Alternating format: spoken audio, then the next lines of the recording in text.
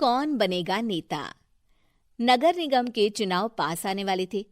पूरे कानपुर शहर में टिकट को लेकर मारामारी शुरू थी, लेकिन सबसे ज्यादा चर्चा में वार्ड नंबर 40 की सीट थी।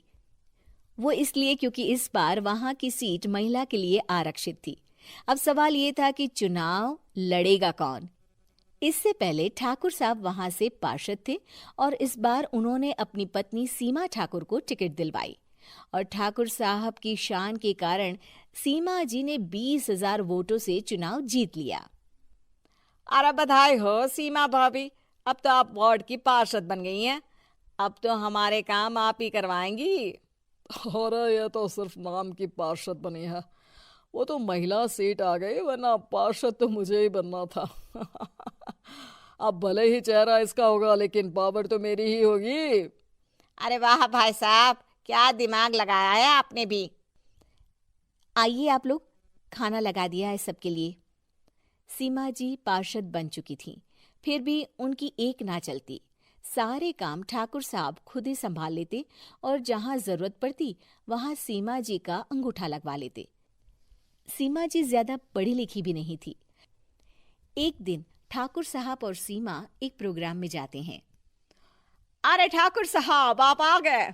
ओहो, पार्षद मैडम भी आ गई हैं। स्वागत है आप दोनों का। लगता है हमारे पार्षद फंड का सही इस्तेमाल हो रहा है। चलिए अब उद्घाटन करते हैं। ये लीजिए ठाकुर साहब कैची, आप ही सबसे पहले प्रवेश कीजिए।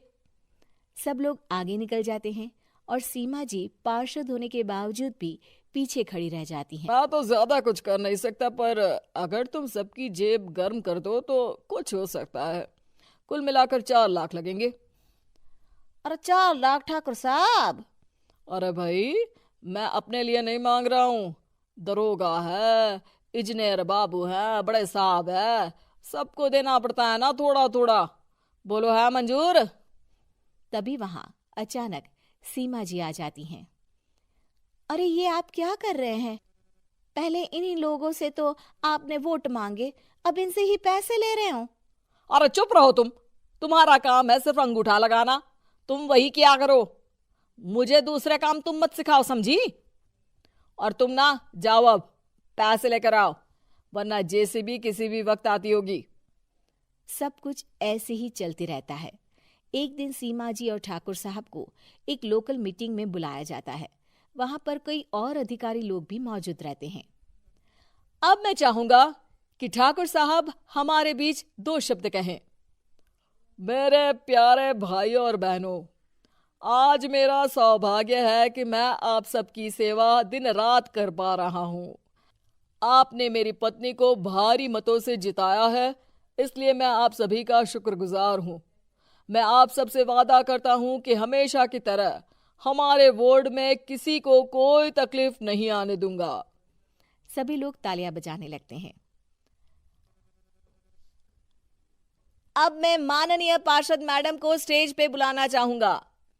अपने नाम को बुलाया सुनकर सीमा जी एकदम चौंक जाती है। उन्हें बिल्कुल उम्मीद नहीं थी कि इतनी बड़ी जगह उन्हें मंच पर बुलाया जाएगा। जैसे तैसे वो मंच पर चढ़ती हैं।